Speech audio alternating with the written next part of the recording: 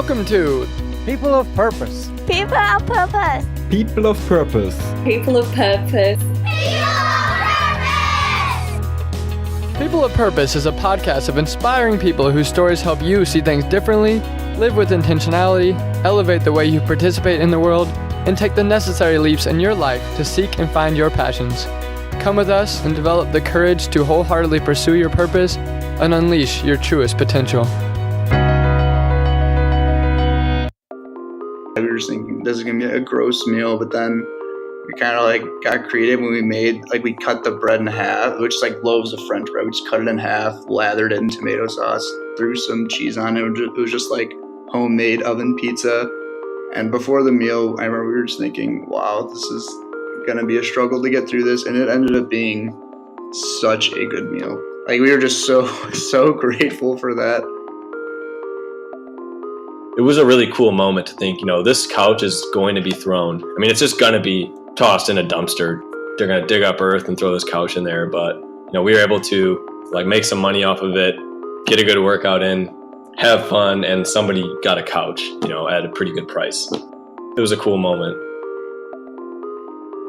Well, if you do really think you need something, really, really examine it. Don't just see something and buy it impulsively. Just kind of think do I really have nothing already that fills this void in my life, or at least comes very close to it?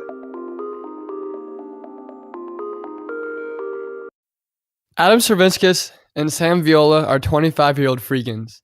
They eat food going to waste and buy vegan only when necessary. They haven't bought groceries since November 5th, 2016. They both describe themselves as thoughtful and mindful. They try to focus on what's important and cut out things that don't matter in every aspect of their lives. They accomplish their purpose by repurposing food and objects going to waste to mindfully appreciate what they have in order to fight a culture of rampant overconsumption. Adam and Sam both see consumerism, mindlessness, and waste as interconnected. Roughly 40% of food goes to waste, thrift stores are packed with perfectly good clothes, and usable furniture gets thrown out every day. With climate change already impacting everyone, Adam and Sam see buying new products as destructive. They don't buy things for the sake of having variety, but rather out of necessity. As a result, they are appreciative and grateful for what they already have. Adam and I went to college together at McAllister College in St. Paul, Minnesota. I actually just met Sam on this interview. In college, Adam and I didn't hang out too much, but I always liked him. We played basketball and saw each other at different social events. I think our first significant interaction came when he interviewed my girlfriend and I at the time for a Valentine's Day video series that him and his partner Bert were putting on. Their interviews were a hit across campus, and I definitely respected him for this noble achievement. I also got some pretty sweet content that really encapsulates where I was in my life as a college junior. Adam and I reconnected at our mutual friend's wedding this past summer in June 2017, and at that banquet dinner is where he first told me about the course he and Sam were on. I was certainly astonished, and so were the others in our group, who began to give their undivided attention. This decision to abstain from buying food entirely was a new concept for me, and it seemed impossible. But after digging a bit deeper, it was so obvious that there is such a deeper purpose and intentionality to living like this. Adam and I kept in touch as he became a podcast listener, and they agreed to celebrate making it to 1 year of freeganism. It was really great catching up with Adam and Sam this past November. I think regardless of their mediums for change and advocacy, what I admire most is the way these guys actually live their ideals. A lot of people today know what to say and how to say it to give off a positive societal image, but it is this aspect of being living examples of their beliefs that I think really separates Adam and Sam and makes them such commendable people. So please enjoy my interview with these people of purpose, Adam Sirvinskas and Sam Viola. Hello, Adam and Sam. Hey, Hello. how's it going? That's pretty good. Where are you guys at today? Just chilling in our apartment in Chicago. Can't complain. This weather's gorgeous. It's actually awful.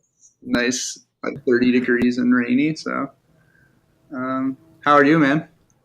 Yeah, I'm doing all right. I'm in Kansas City today helping my dad build a deck.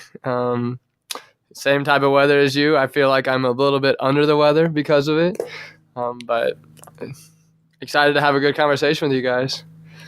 Yeah, man. Sorry to hear that. And we're really excited to talk to you too. So yeah, I brought you guys on the podcast because I was Adam and I were at a wedding this summer for some of our good friends, and it was a blast. Getting together with everyone at the end of June, beginning of July time.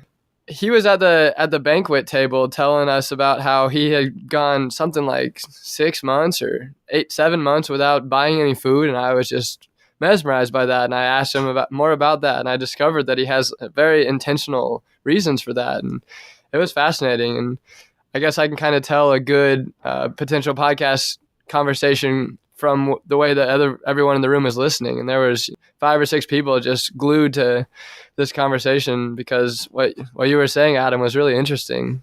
So could you tell me what's the reason that you and Sam are not buying any food this year?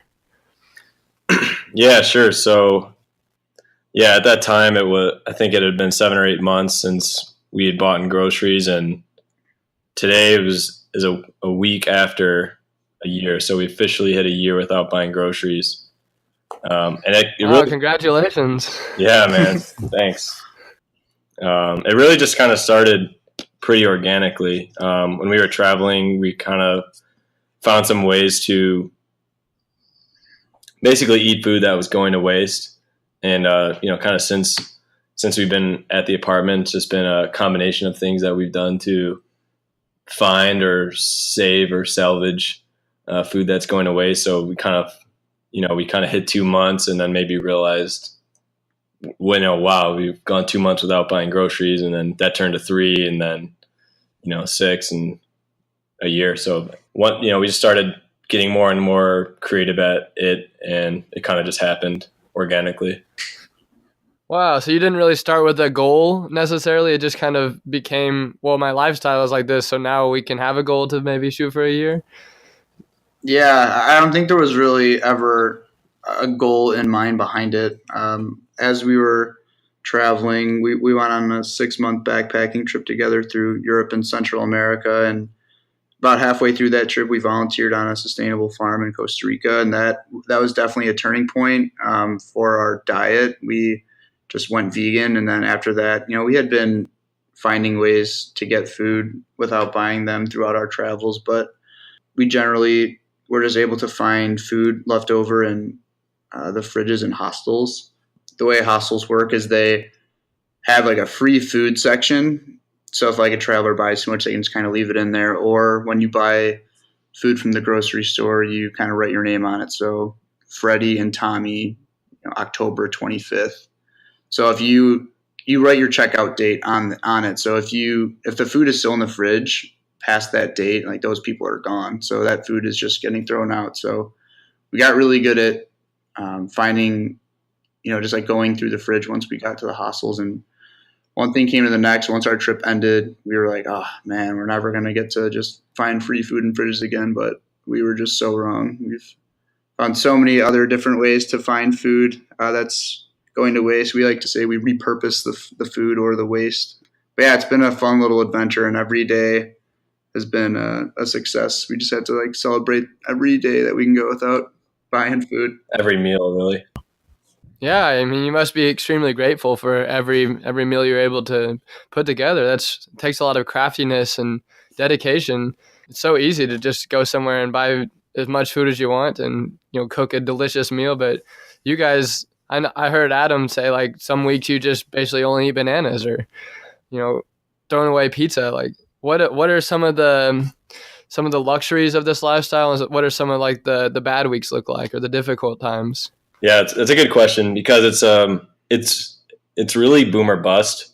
I remember around 5 months there was kind of this moment where I was thinking, oh, we might not make it, and then a week came by, and if we get a lot of food, we like to call it a haul. So we got a couple really good hauls, and then it's like, oh yeah, we got another month in the bag easily. But you can find a lot of really good food at once. So I just remember we participated in this 5K, and there were all these bananas at the end of the race, and I mean hundreds. Yeah, hundreds, if not thousands. And we just kind of went up. It was the end of the race. They were cleaning up, and we just asked if we could, have some bananas, and they just said, take as many as you want, and we were just loading up our backpacks with bananas. Why not? And then we were passing by some tent, and I don't really know how it happened, but some people had pizza, and like they gave a box to Sam, and then they gave me 2 boxes. So we had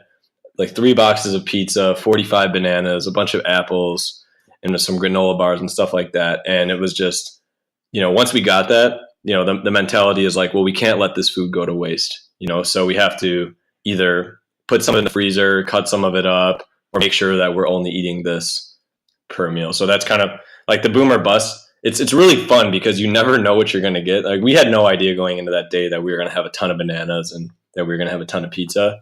And even though we're vegan, we should kind of specify that we'll eat anything really if it's going to waste. But then there's just times when you're running kind of like really low, and you're looking around and you're just thinking, all right, well, what do I have that I can salvage a meal out of? Yeah, make a meal out of. So what's one of those meals look like where you've really salvaged one? So I remember there was one time where it was one of those droughts we had, and we had like some really old loaves of bread, like definitely stale. We had like some old tomato sauce cans, and we had, I think, like some cheese or something. We were just like that's like all we had. We were just thinking this is gonna be a gross meal, but then we kind of like got creative when we cut the bread in half, which is like loaves of French bread. We just cut it in half, lathered it in tomato sauce, threw some cheese on it. It was just like homemade oven pizza. And before the meal, I remember we were just thinking, wow, this is going to be a struggle to get through this. And it ended up being such a good meal. Like, we were just so grateful for that. Just because we knew we literally had nothing else. Like, we were just going to eat bread, and because we didn't want the streak to end. But that was probably one of the times that we were really struggling. And our meals are generally just throwing together whatever we have anyways. We eat what we call jungle mash. And there is no recipe to jungle mash. It's really whatever is in the fridge that you feel like throwing into a big bowl. We usually have one staple, like potatoes or rice or beans or pasta, and then we just chop up as many vegetables as we can. We just throw it together. So it's really just like a big rice or pasta salad, really. So we just are the farthest things possibly from picky. Like, we just don't really care as long as we're getting filled up. Yeah, that's awesome. So what has that done for being vegan? It seems like you're hinting to that you kind of break from that commitment sometimes if need be, if like you get a large amount of meat. Is that true? Well, I think it still ends up that most of our meals are pretty vegan. A lot of the food we get, I would say, most of the food we get ends up being vegan. Yeah, there certainly are times where we do, have to stray from that. There was one time I was just like walking down an alley, and I just saw a box, and I was like, I might as well check it out. I saw it had like Johnsonville on the side, so I was thinking, like someone threw out an empty box of like sausage, or maybe it was hot dogs or something.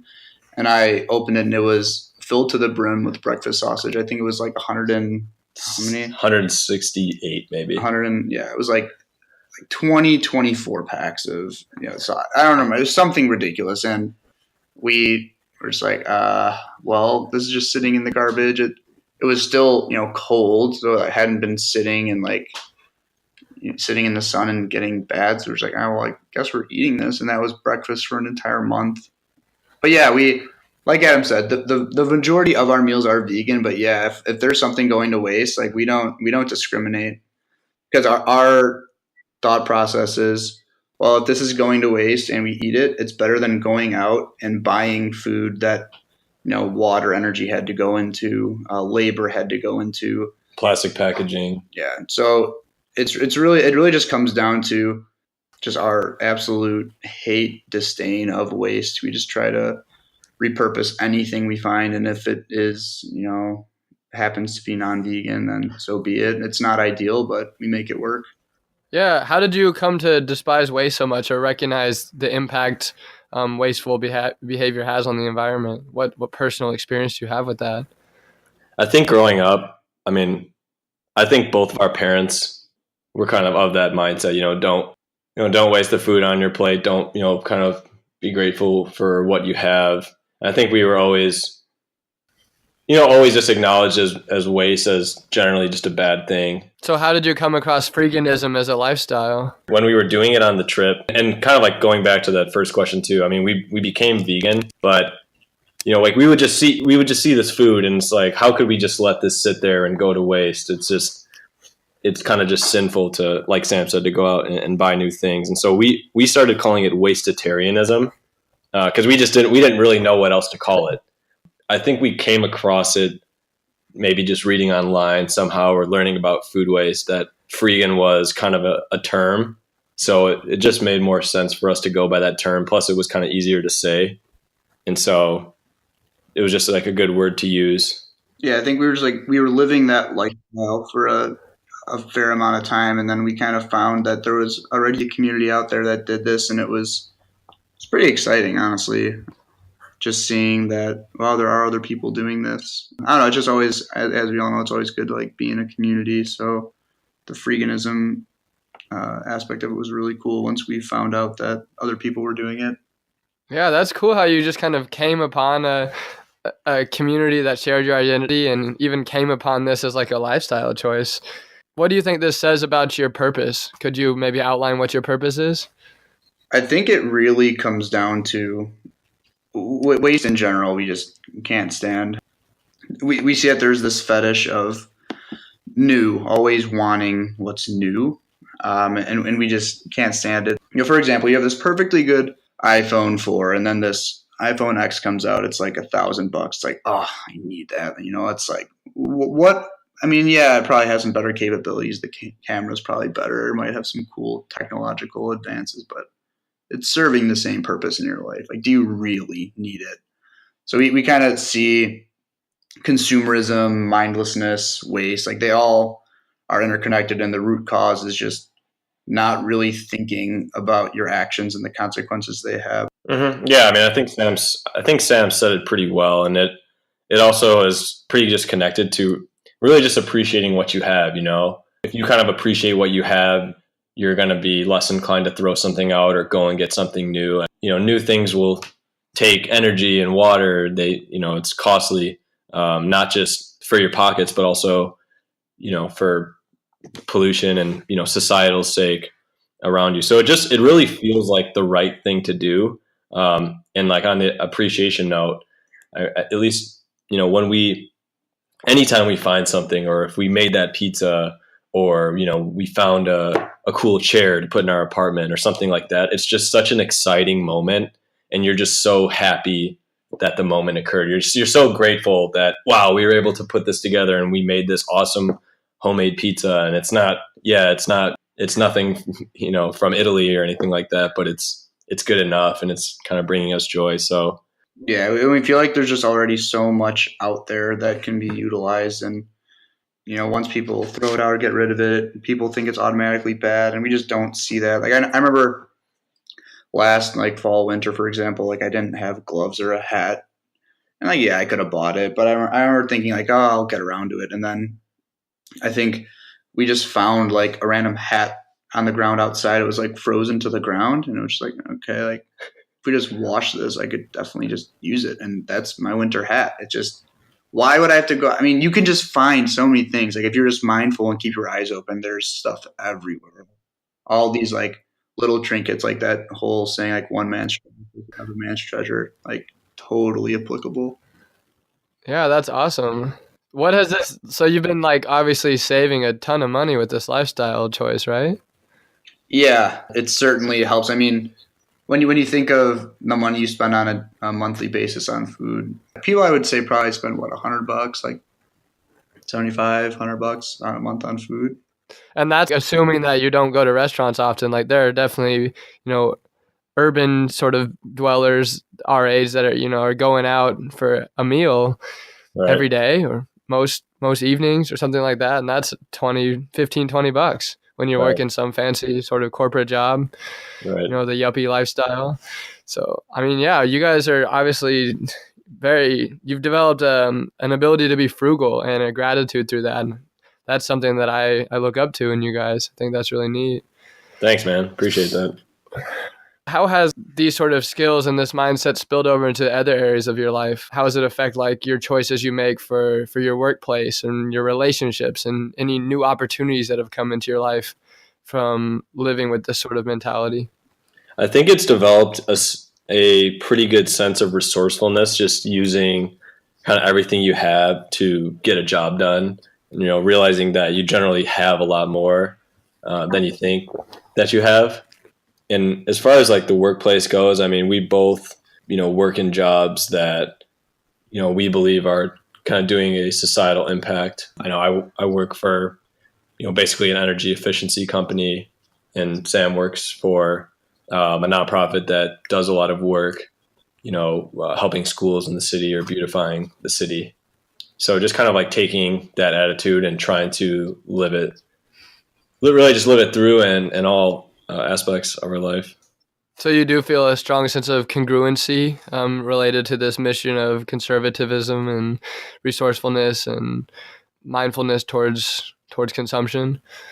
Yeah, I really think it's a lifestyle. I think it's just once you start seeing it in one aspect of your life, you see it in others. For example, we just, instead of taking the bus to work, there are these divvy bikes in the city that they're like shared bikes, and it's like, oh well, why not use those? I mean, it's cheaper than the bus by a long shot, and it's healthy. You're getting your exercise for the day, so it's just finding every way to improve your life every day, and it could be through a myriad of ways. It really just, a lot of it is organic. I mean, we are very mindful, and we try to make intentional changes to our life to improve it, but sometimes we just stumble upon things and it's like, oh well, this is a no-brainer. This is definitely better for us. Why weren't we doing this before? And then it's really just like the journey of bettering yourself every day that kind of drives us, keeps us going. Yeah, and I think when we were talking about hitting a year, and it was definitely a special moment, but it's also this sort of feeling of just satisfaction of knowing that you're getting better and better at it every day, and it's kind of like a testament to constantly improving ourselves. Brick by brick, we were able to create this wall. And then it was really just, it's that satisfaction of the constant improvement. I actually just want to tell a quick story that something Sam said made me think of it. I think it was last March, sometime around there. He texted me that he saw a couch in an alley, a perfectly good couch. So when I got home from work, we headed over. It was 3 or 4 blocks away, and we picked up the couch and carried it. Probably took a solid 20 minutes having to stop for breaks, but we carried it into our apartment, moved all the furniture, took a bunch of nice pictures, and we sold it on Craigslist for like $140, I think. And it was a perfectly good couch. Like, there were no stains or anything like that on it. The person obviously came and inspected it, but it was just a really cool moment to think, this couch is going to be thrown. I mean, it's just going to be tossed in a dumpster. Just, they're going to dig up earth and throw this couch in there. But, we were able to like make some money off of it, get a good workout in, have fun, and somebody got a couch, at a pretty good price. So it was just an all around really, it was a cool moment. Yeah, that's cool. It's also really cool that you guys have a partnership. There's like a team aspect to your guys' mission. How has that helped you guys? Do you have any testament maybe to what the other one has done for you, to stay so committed to this process, to never really waver? Yeah, I mean, I think we had a really good friendship going into it, obviously. But how do you guys know each other? Could you remind me, how do you guys know each other? So we grew up in the same neighborhood. We grew up in Park Ridge, which is like northwest suburb of Chicago. We went to middle school together. We won a basketball championship together. We might have won undefeated. Then we also went to high school together. Congratulations. Thanks. Crowning achievement. And then we went to high school together. And we've just kind of been best friends for, a while now.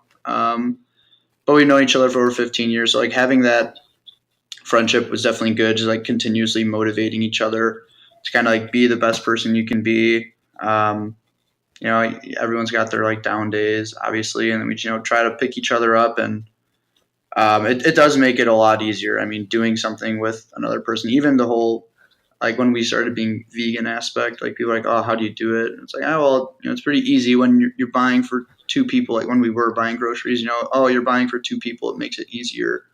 And there's just a sense of like, you scratch my back, I scratch yours kind of thing. It just, I don't know, it just makes it a lot easier. Yeah. And there's definitely no way that we wouldn't have been able to get to a year without each other. When Sam brought home all those sausages, like if we bring home a big haul, one, we're trying really fast to make sure that we eat it all before it goes to waste.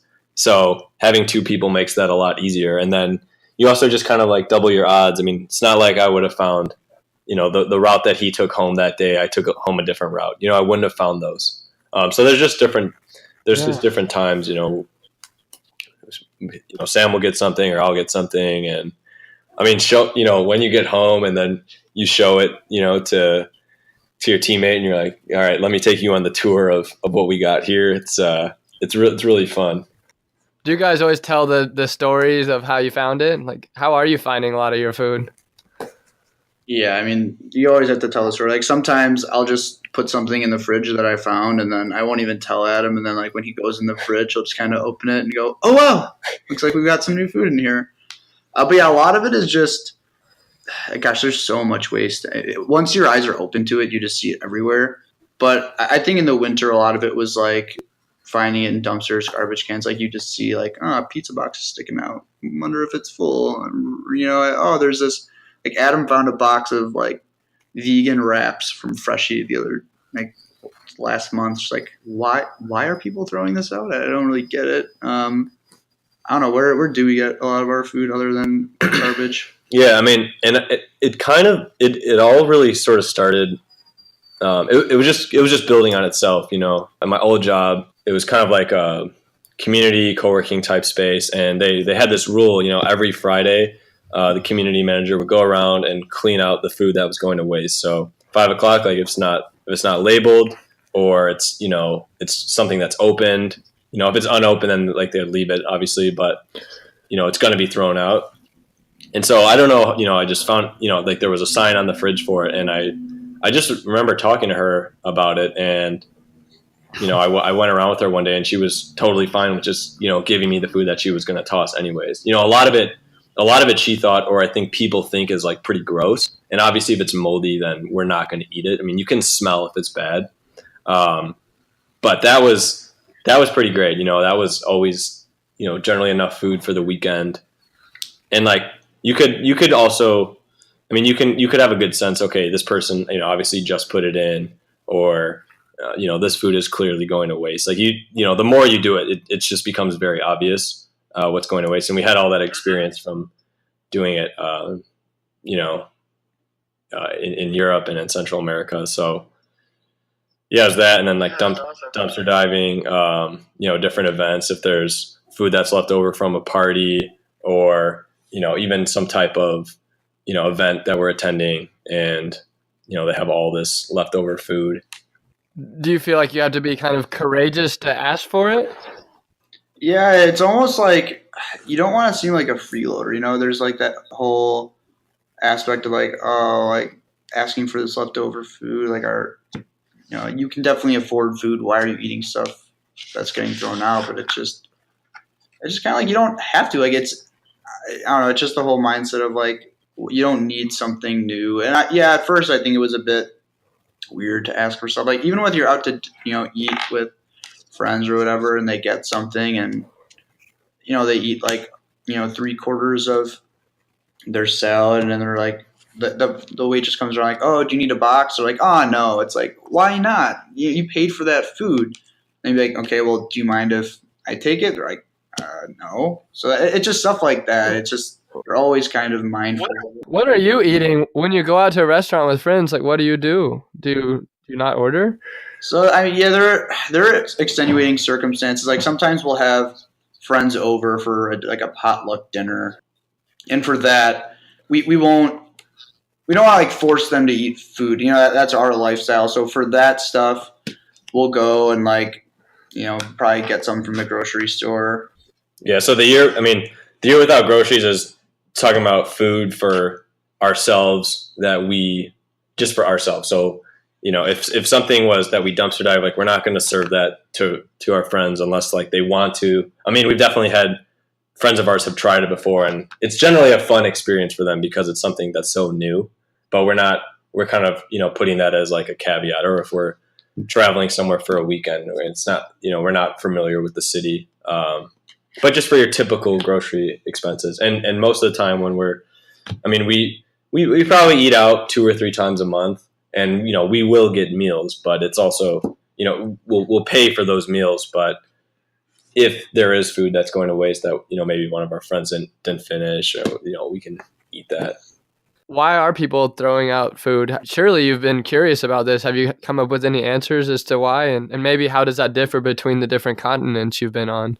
To be honest, man, like there's a large percentage of the time we just have no idea. I mean, we have found full containers of hummus in the garbage, like full pizzas.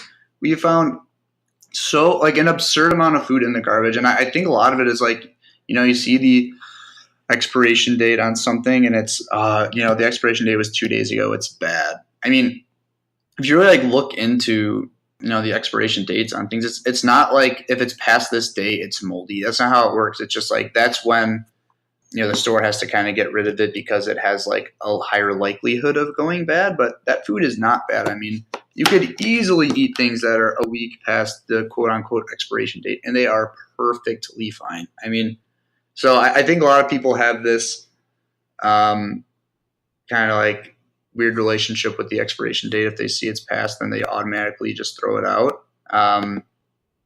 But yeah, there are sometimes we find things. It's like I have no idea what was going through your mind. Like what provoked you to throw this out? Maybe they just got something new, and it was just like, oh well, I don't need this anymore. Yeah, and with the smell or with the expiration date, we really go entirely by smell. If one of us thinks it smells funky, then we just throw it out as a rule. But that's how we're basing it off of. Oh, nice. So you've never really gotten sick? No. Wow, that's incredible. And yeah, people always say, how have you not gotten sick? But it's like, it's not like we're going and eating, meat that has maggots crawling in it. Like the food we're eating, like we look at it, it's like, oh, it's right. Perfectly fine. Like generally sealed. Yeah. I just wanted to add on to the last question. And I think it was something that Sam was touching on earlier. As far as why is all this food going to waste? I think a lot of it is just kind of this obsession with having something that's new, or, at least when, Sam said to me like the other day, it's not really that we're eating for variety or we want something new. We're really, we're eating what we have, or this is going away. So we need to prioritize eating this first. Like we're constantly taking inventory of what we have or moving things around in the fridge. We kind of have like this whole system down of just knowing what needs to eat. But yeah, I don't know. I guess people just think, it's been around for a while. It's not good. I don't know. It's really hard to know why. Yeah. Do you find that like it's easy to express your lifestyle with other people, or have you become more like a little bit reserved or shy to share so openly? Or do you feel like that you are living a bit of an activist lifestyle and you want to be vocal about it? Like, what is your relationship to expressing your purpose and your mission with more normal people? I think some of what we do, like some of the food we get, it's awkward to talk about it in certain circles, I think, because without really understanding like the food that we're taking, they might really take it the wrong way, or it might, like Sam said, it might come across like we're freeloading or stealing, but we're really not. Like we're only taking food that, is going to waste or is, damaged or no one else is going to eat. It's not like we're just saying like, oh, say I made this like meat sandwich. Do you want it? Like we wouldn't do that. It would only be going to waste. And I think for a lot of people, maybe in a professional setting, if you told someone that you dumpster dive, they would find it insane. But I think it's hard to exactly like, certain people you can kind of tell more than others. But we've gotten a lot more comfortable talking about it because it just really feels like it's the right thing to do and the right thing to talk about. And I think it's important just to like kind of make people just more aware. I think there's like some stat that about 40% of the food in the US goes to waste or something like that. It's something ridiculous. So it's really worth sharing at the end of the day. And I also think I can't really, speak to a whole generation of people, but I think that we surround ourselves with open-minded people. And I think, the neighborhood we live in, the people we associate ourselves with, they're open-minded, like even before we even bring this stuff up. So they're very receptive to it because the people we surround ourselves with want to, live the best life they can, this and that. So, I mean, there are times that there are people we tell about it and they're just like, you eat garbage, like, that's gross. Like, definitely like look down on us as humans. And it's like, well, I mean, I don't, like, why would I want to associate myself with that type of person anyway? It's like, it's my life, not yours. I'm not force feeding you this garbage. Like, why do you care that I'm doing it? I mean, it's the same thing when we like told people we were vegan, like some people got like offended, like, oh, like, how could you ever do that? Why would you ever do that? It's like, it has no bearing on your life. Like, if anything, I'm leaving more meat for you. Like, why are you upset at me for it? It's just a weird obsession that people are so concerned with what others are doing. Yeah. It's funny. Sam sent me this meme the other day, and it was a picture of Oscar the Grouch from Sesame Street, and it just said, "I love it because it's trash." And he's eating trash out of the garbage can. I just thought it was so funny. Yeah, that really encapsulates you guys. Thank you. So,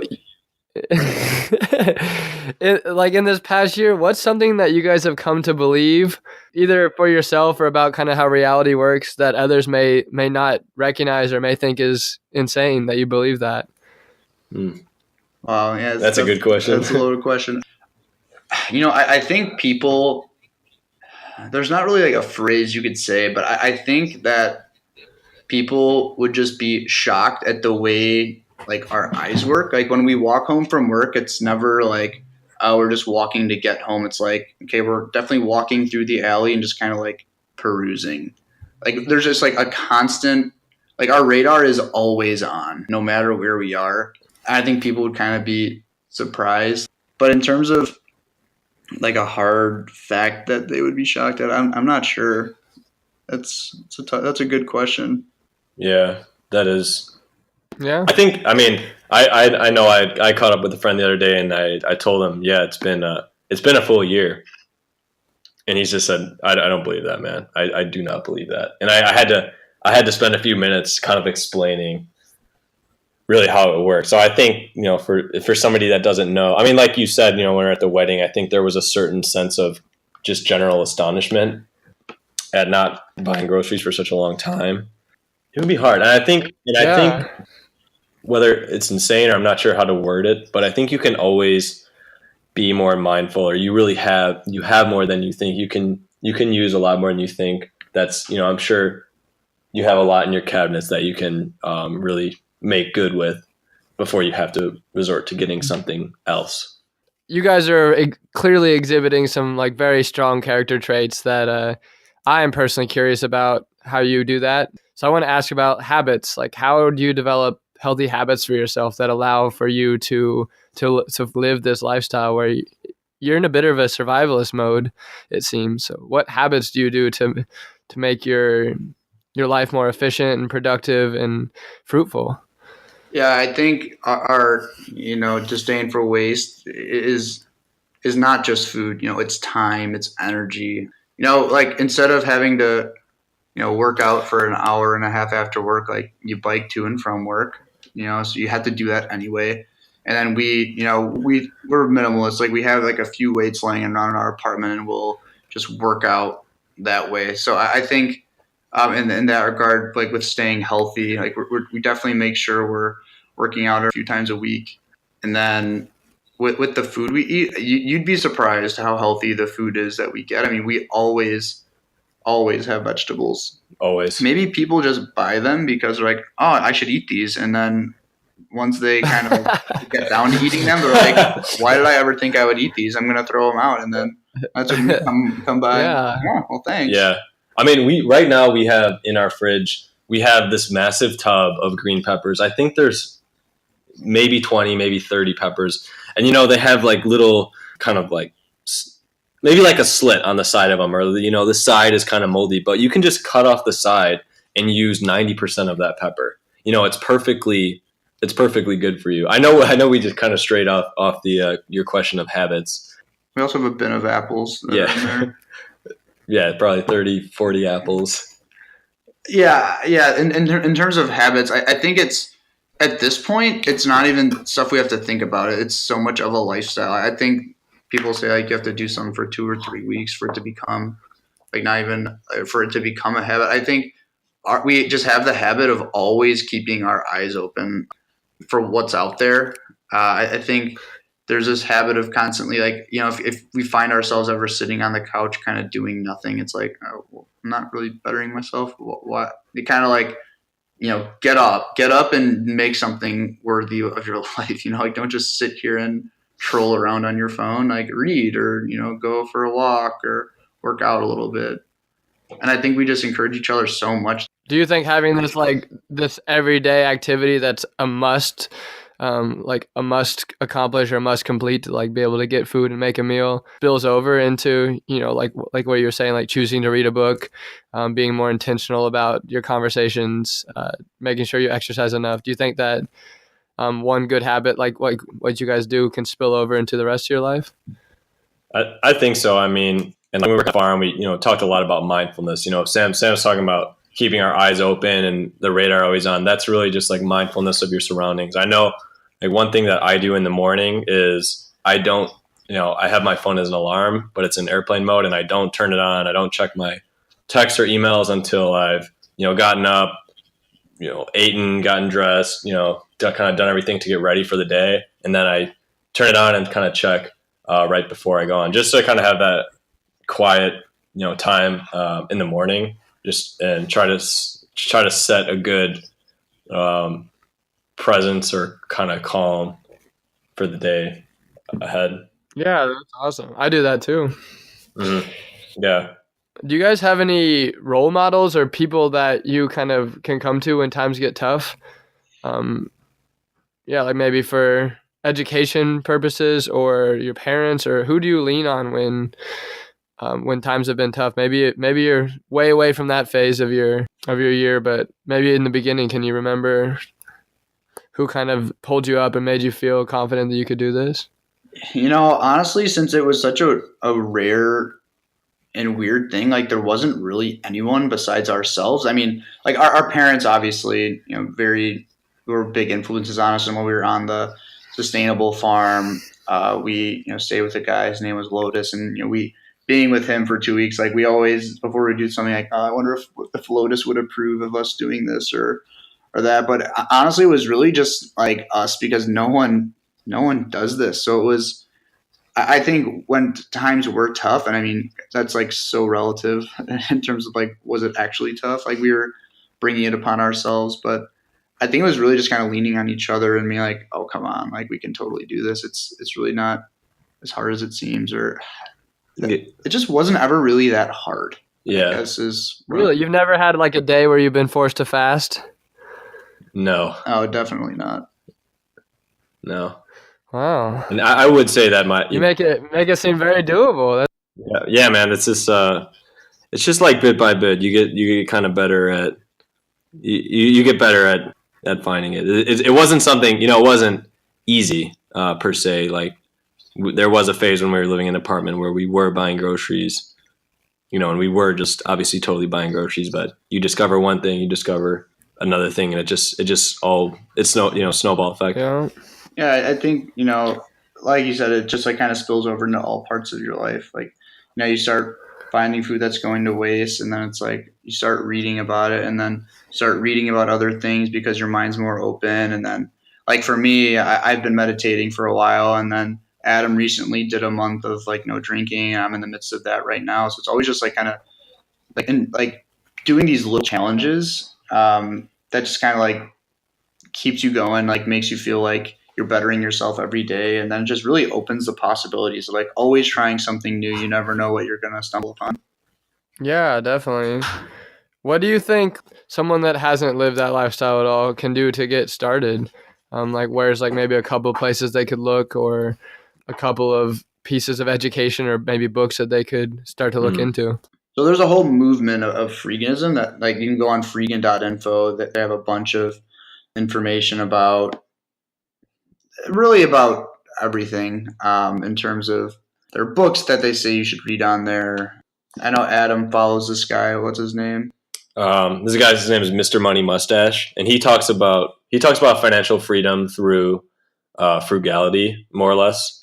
So he has a lot of good just sort of topics on, hey, using home weights or buy your own razor to give yourself haircuts.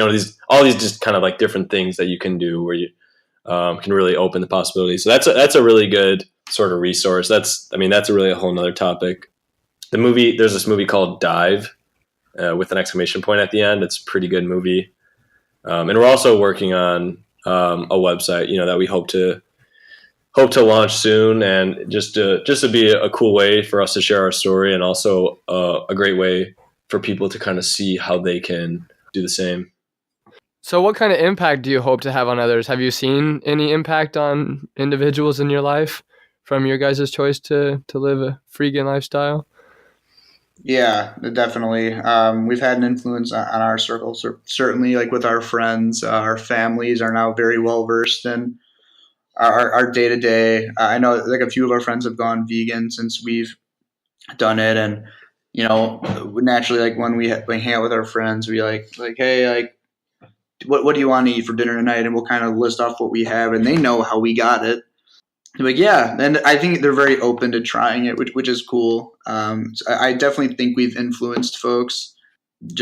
I think it's just because we're just excited about it. They could see how it makes us happy. They're like, oh, well, if it makes these guys happy, like it's worth a shot. Yeah, a couple of my friends I was kind of telling about it, and they just took a really just more interest in it than your kind of usual person. And they were traveling. So just one of my friends was traveling, and he made some type of meal of pasta that he had pretty much cleaned out the fridge, and he sent me a picture and all these texts, just how excited he was. And I remember my brother did something similar where he had, basically just took something out of the garbage can, like at an airport or something like that, and he was so thrilled. I mean, it was the first. It was like a pure adrenaline rush for him, and it was really cool to see that, because it's something that's just become so mundane would be the wrong word, but so kind of day in the life for us. But it's really, really cool to have them share that enthusiasm and excitement with us. So yeah, and just general open-mindedness too.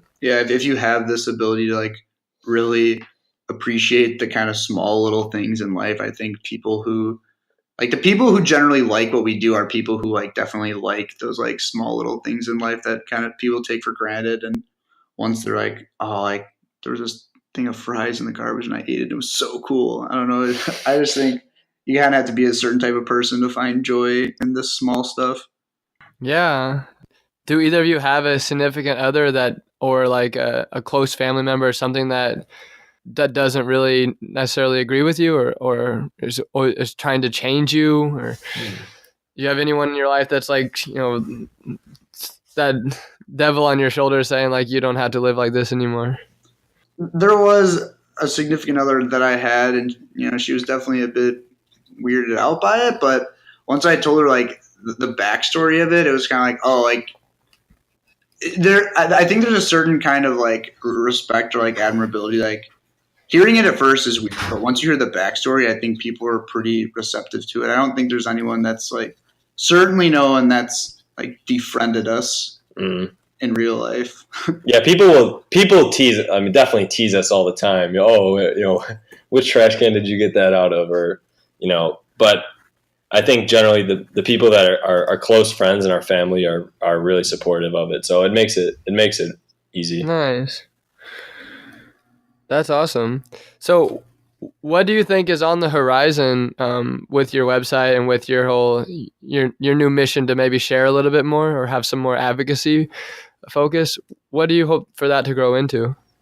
I mean, I personally would just like it to be something where people just kind of have an awareness for what freeganism is, because people don't really even know what that is. I'd love for that to be just kind of a household term, and I want people to kind of maybe lose some of their negative connotations that they have about whether it's like dumpster diving or food going to waste. Just something that is kind of more commonly known, and just give them like, hey, this is not something that we by any means want to force upon you. Just want to let you know that this is an option, and here's, it's just something you can use as a resource to help you. Yeah, definitely.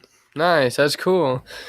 Where do you think you might be like the best place or best environment to be living in to be able to sustain this lifestyle? Like I imagine if you're maybe in a bit more of a rural or a towny sort of setting where houses are a little further apart, restaurants are more sparse, it might be a little bit harder. Do you think you're in an ideal spot to be able to live like this?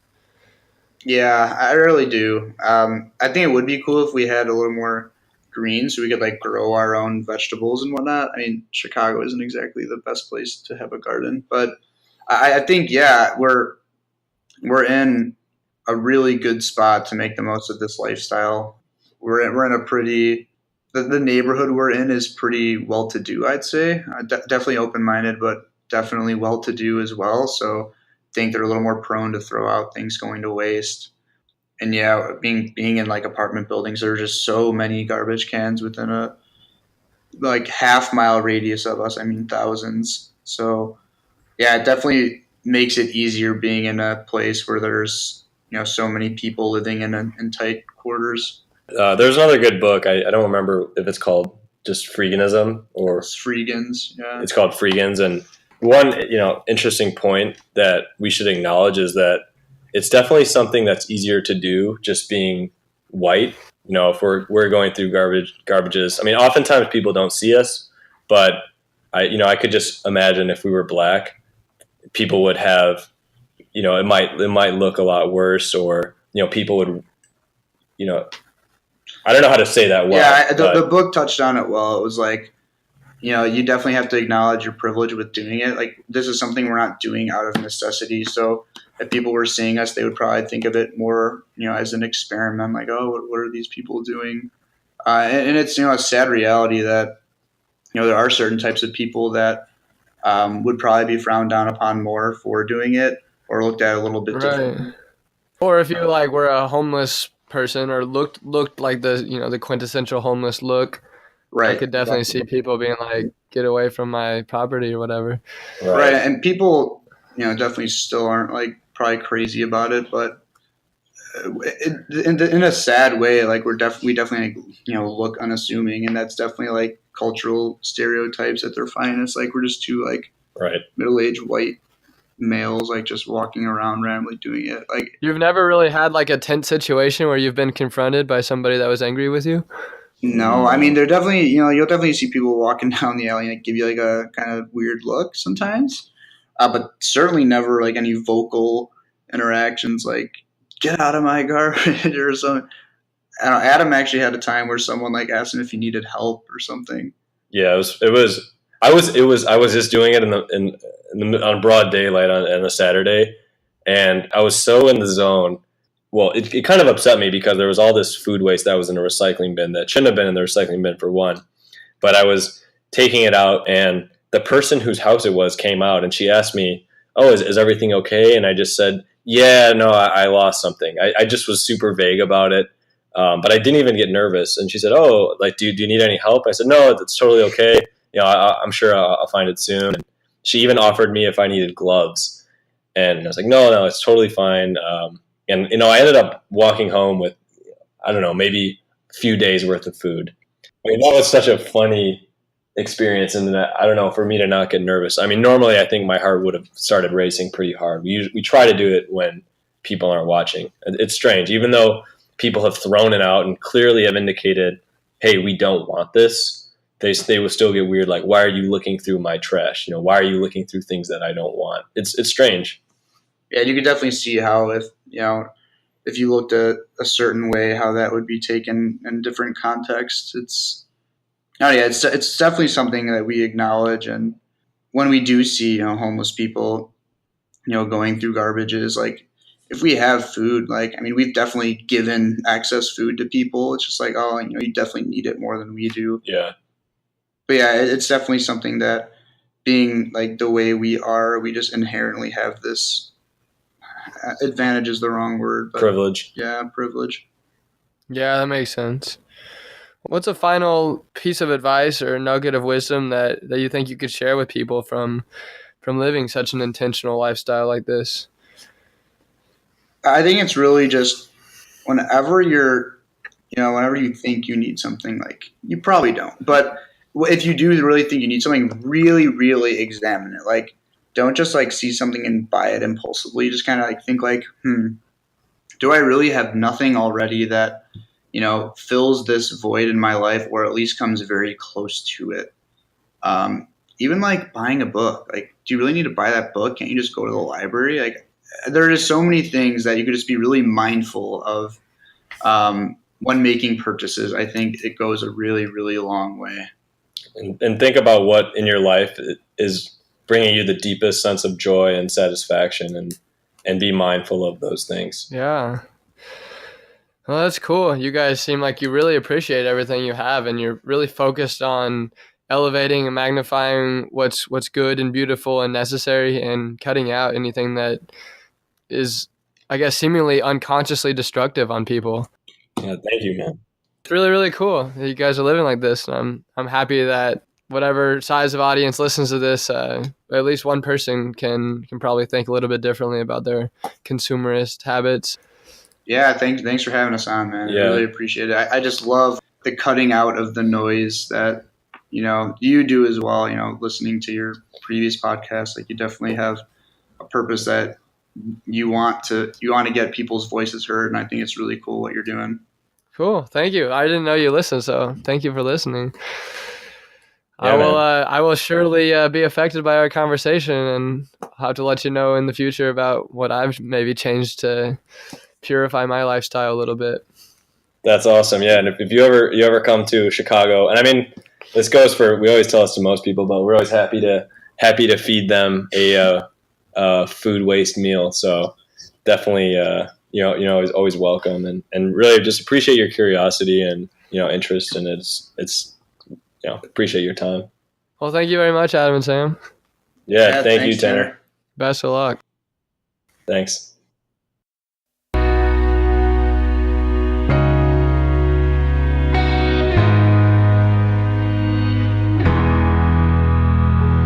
So what actionable step are you going to take next?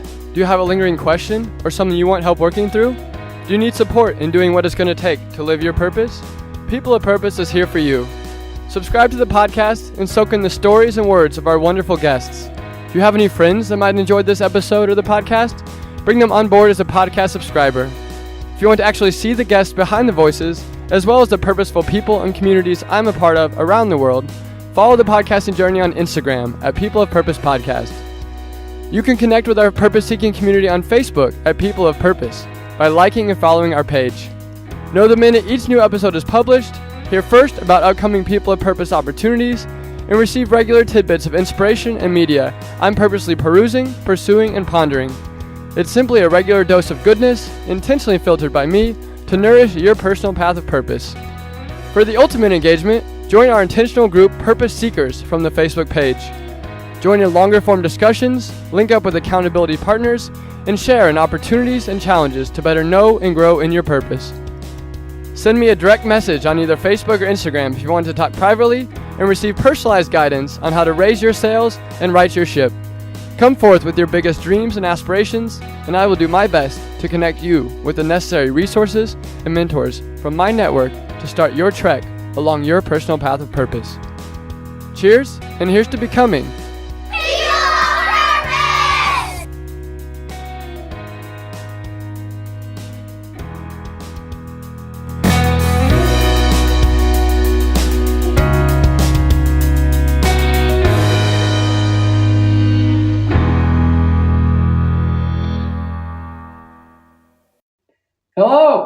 It's your People of Purpose podcast host, Tanner Badgley.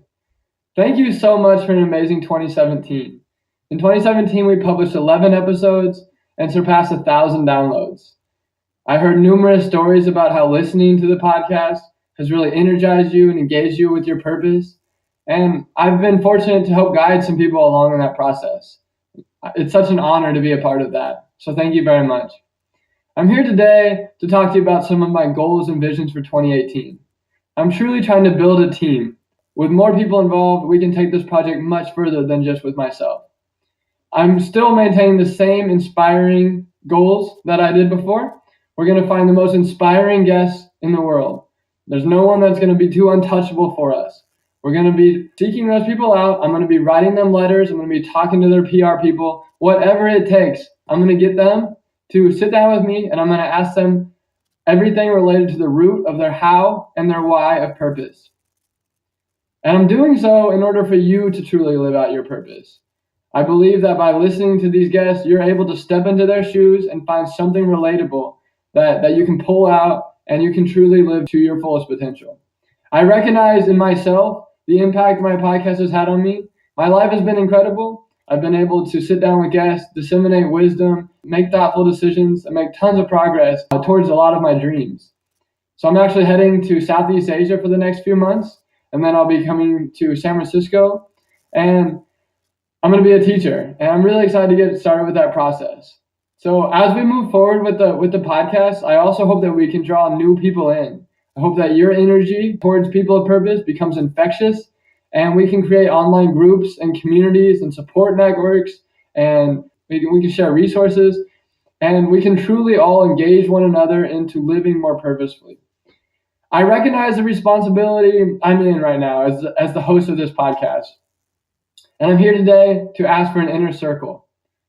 I'm asking you to pledge your support financially.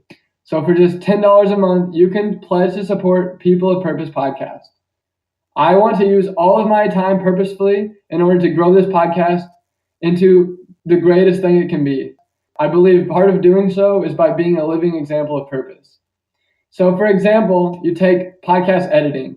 It takes about 60 to 70% of my time. It is not really a skill set that I have or desire to really, really develop. And if we were just able to have every single listener contribute $2 a month, we would be able to hire a full-time editor. That's just one small example of the team I'm trying to build. I want to support you in this journey, and I'm asking you to support me right now. I hope that you've seen the benefits, whether it be the actionable steps that the guests recommend, or just this aha moment where someone just says the truth that truly resonates with you, that maybe you've never thought about before or never heard before, but you know deep inside what that person's saying is true. I know as an interviewer, that's a wonderful feeling when I get that from a guest. So if you do really trust the journey we're on together, I'm asking you to trust this next step. I believe we truly need to assemble a People of Purpose podcast team. So with just $10 a month, you can pledge your support. And if you give $20 a month, you'll be able to get People of Purpose gear, a video call with me where we discuss your purpose at length. And finally, I'll be able to give you whatever resources you may need to get you started on that very next step after our video call, whether that may be a book or an email introduction or a DVD or a webinar, or whatever it may be. I'm going to do my very best to personalize this to you. So please pledge your support to People of Purpose podcast. Thank you very much. And here's to becoming People of Purpose.